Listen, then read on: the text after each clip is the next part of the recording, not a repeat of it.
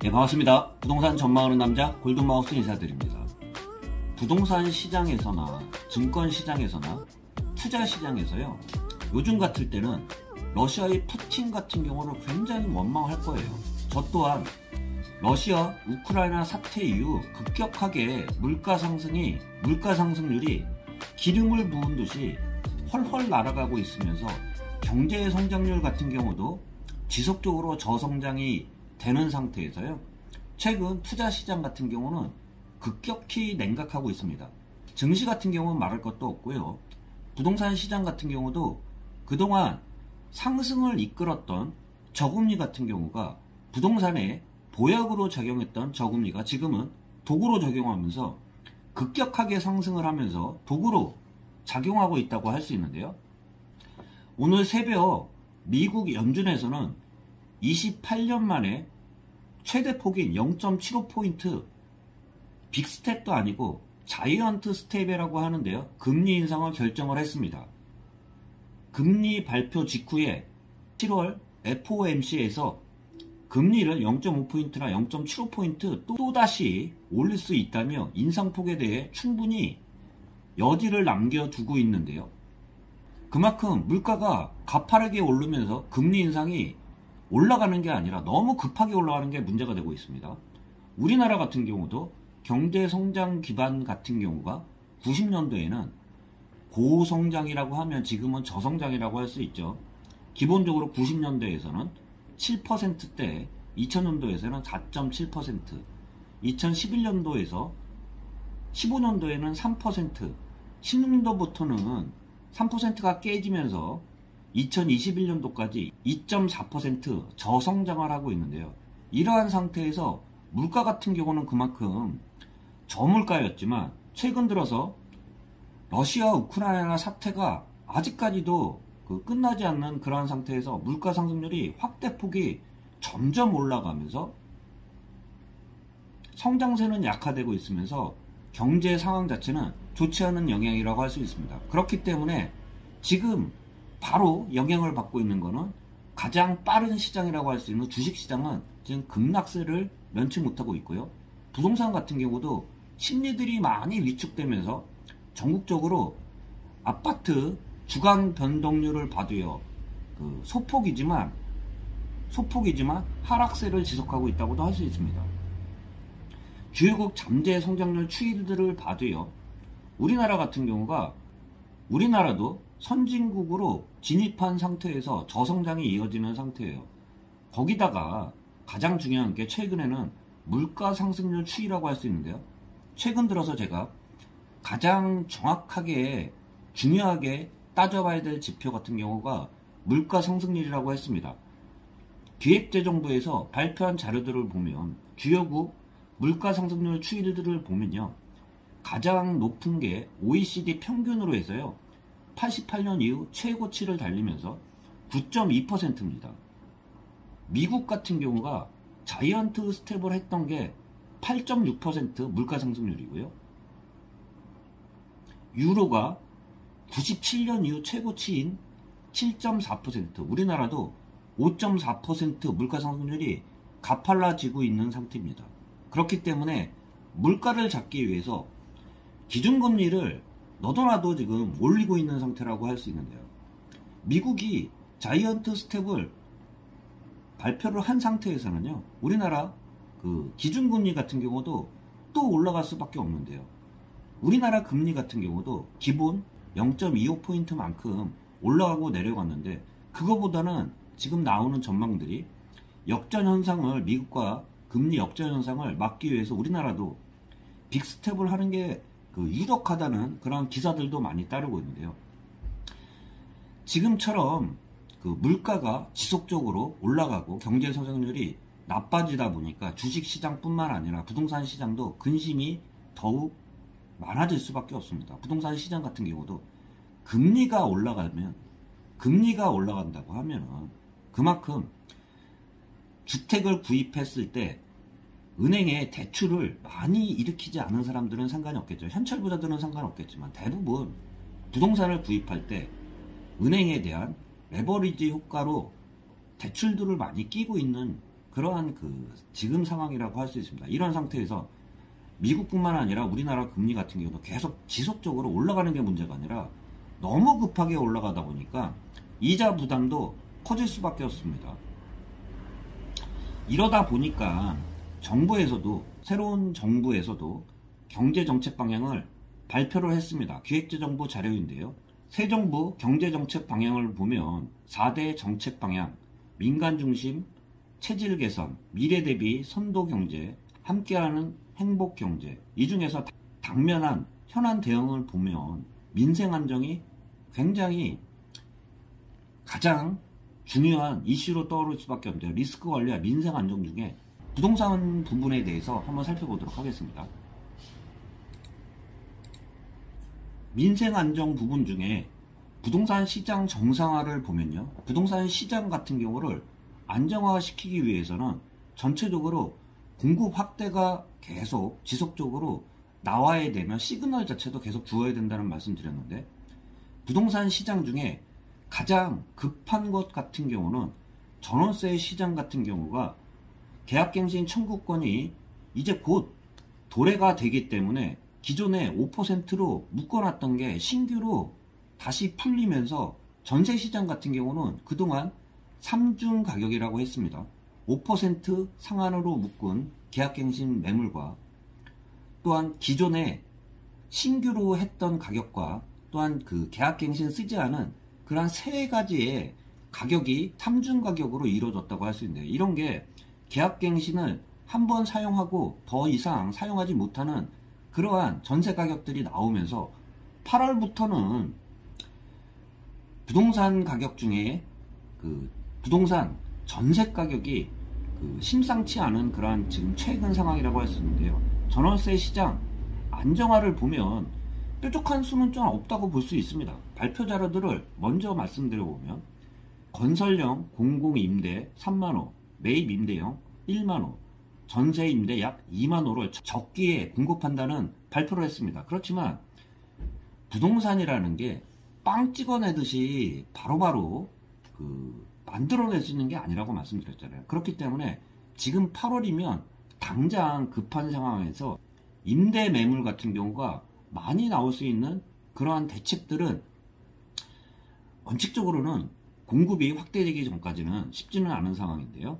그러다 보니까 일부 정부에서는 임대차 보완 대책으로 기존에 있는 전세입자한테 버팀목 대출과 소득공제, 월세 세액공제 확대를 해서요, 세입자의 부담을 경감한다고 할 수 있는데요. 원칙적으로 5%까지 튀는 날아가는 풍선을 이렇게 지금 천장으로 막고 있다고 해도 원칙적으로는 정상으로 다시 시장 가격으로 2중 가격, 3중 가격이 되지 않아야 되는 그런 가격들로 올라갈 수밖에 없는데요. 그동안 급등한 전세 가격을 버팀목 대출과 소득공제, 월세 세액공제 확대 등으로 일부 대체를 한다는 내용입니다. 거기에다 상생 임대인 인센티브 연장을 하고 있는데요. 이러한 내용 같은 경우는 5% 내에 인상한 임대인한테 인센티브를 주는 그러한 요인이라고 할 수 있는데요. 실질적으로 저는 현업에 있다 보니까 인센티브를 받고자 5%까지 올리는 주인이 몇 명이나 될까요? 지금 현재로서는 가격들을 보면 묶어놨던 가격들이 편차들이 너무 커요. 5%가 아니라 쉽게 말해서 50% 이상이 올라간 가격을 5%까지만 그렇게 막아놓는다고 해서 세액 혜택을 받고 5%까지만 임대 매물을 내놓을 그러한 착한 임대인이라고 말을 하는데요. 착한 임대인이 실질적으로 얼마나 있을까는 솔직히 말씀드려보면 거의 없을 거라고 저는 좀 현업의 입장에서 보면 좀 말씀드려 볼 수 있습니다. 분양가 상한제가 또한 개편한다고 얘기했는데요. 분양가 상한제는 공급 확대 방안에서 그동안 분양가 상한제 같은 경우는 주변에 싼 가격들을 분양을 하면 기존 주택들이 싼 가격대에 맞춰가지고 떨어질 거라고 생각했던 그러한 맨 처음에 취지라고 말씀드릴 수 있는데요. 그렇지만 법의 취지와는 틀리게 싼 분양가를 잡은 분양가 상한제가 된 그런 주택들이 로또 청약만 되면서 당첨되자마자 바로 주변의 시세로 거꾸로 훅 올라가는 그러한 로또 청약만 양산했다고 할 수 있습니다. 그렇기 때문에 공급 확대 같은 경우는 기본적으로 분양가 상한제를 억지로 누르면서 주변에 주택 건설을 막고 있는 그러한 영향으로 최근 들어서는 분양가 상한제를 풀어준다고 할 수 있는데요. 그만큼 지금까지는 분양가 상한제가 적용하면서 공급 확대 측면보다는 건설사들까지 제가 따져볼 건 없겠지만 건설사들의 이익 마진이 줄어들면서 건설 착공들을 밀었던 게 사실입니다. 그러다 보니까 분양가 상한제 제도를 개편 방안을 마련한다고 밝히고 있는데요. 이와 더불어 장기 계획이지만 250만호 이상 주택 공급 로드맵을 마련해서 2022년 4~3분기에 발표한다고 할 수 있습니다. 전체적으로 공급 확대는 장기적인 플랜이고요. 전월세 시장이 가장 중요한데 발표된 자료에 따르면 뾰족한 수는 좀 보이지 않는 그러한 상황입니다. 그렇기 때문에 부동산 시장은 매매 시장 같은 경우는 금리 인상과 더불어 좀 위축될 수 있지만 실질적으로 전월세 시장 중에서도 임대차 3법을 묶어놨던 계약갱신 청구로 5% 한도 내에서 묶어놨던 그런 가격대들이 다시 원상태 가격들로 지금 살짝 주춤하고 있겠지만 그렇지만 워낙 갭 차이가 크기 때문에 뛰는 거는 어쩔 수 없다고 볼 수 있습니다. 그 이외에 금융지원과 세제 개편에 대해서도 발표를 하고 있는데요. 금융지원 같은 경우는 대부분 생애 최초 구입자한테만 금융지원이 따라가면서 다주택자 같은 경우는 전혀 배제가 되고 있습니다. 기존의 1주택자들 같은 경우도 고금리가 지금 같은 우리나라도 기준금리를 또 올릴 수밖에 없는 상황에서 고정금리보다는 변동금리를 주택담보대출로 이용하고 있는데요. 저금리 고정금리로 대안하는 서민 안심대출을 시행하겠다고 말은 하고 있습니다. 기존에 있는 사람들이 금리가 좀 낮은 지금 같은 추세라고 하면 변동금리보다는 고정금리가 좀 더 유리하다는 그런 판단이 설 수밖에 없는데요. 생애 최초자한테는 LTV를 완화해서 80%로 늘리고요. 대출 한도를 확대를 6억 원까지 확대한다고 밝히고 있습니다. 이 대책 같은 경우는 전에도 좀 발표한 대책인데요. DSR 산정 시 장래소득 반영 방식을 개선하겠다고 2022년도 4~3분기에 예정하고 있습니다. 실수요자들에 대한 대책들이 대부분 따르면서 생애 최초나 실수요자들의 금융지원이 잇따르고 있는 그러한 대책이라고 할 수 있습니다.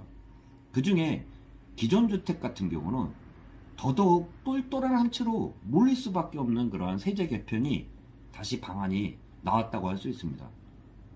그동안 재산세나 특히 종부세 같은 경우는 인별과세로 해서 최근에 확대를 했지만 종부세는 인별로 해서요 11억까지 종부세 대상이 넘어가면은 종부세 대상이 되고요. 다주택자 같은 경우는 1가구 2주택 이상부터는 공시시가 6억 원이라고 할 수 있는데요.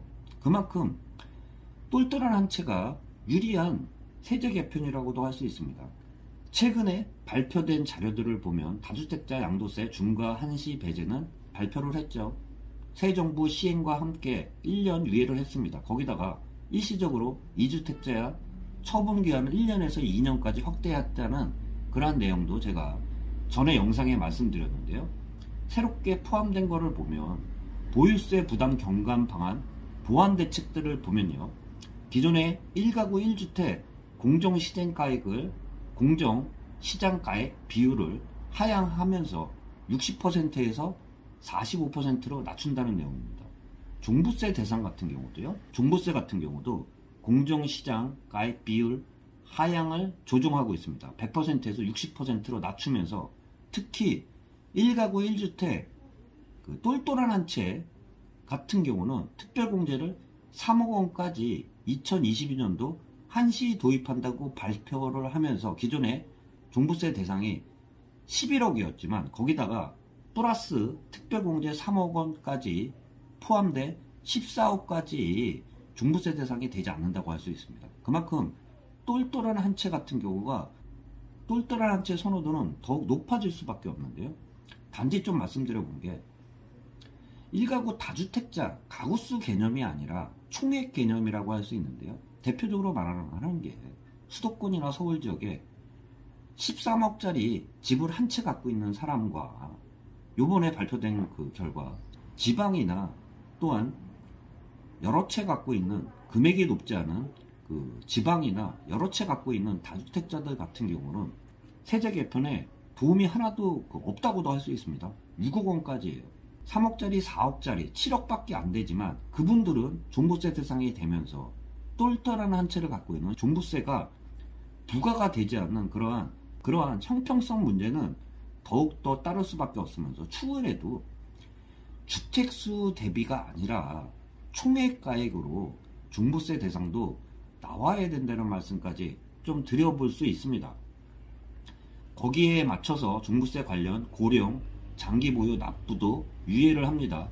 일시적 2주택자나 상속주택증 같은 경우는 주택수에서 종부세 대상에서 산정해서 배제를 한다고 발표를 했습니다.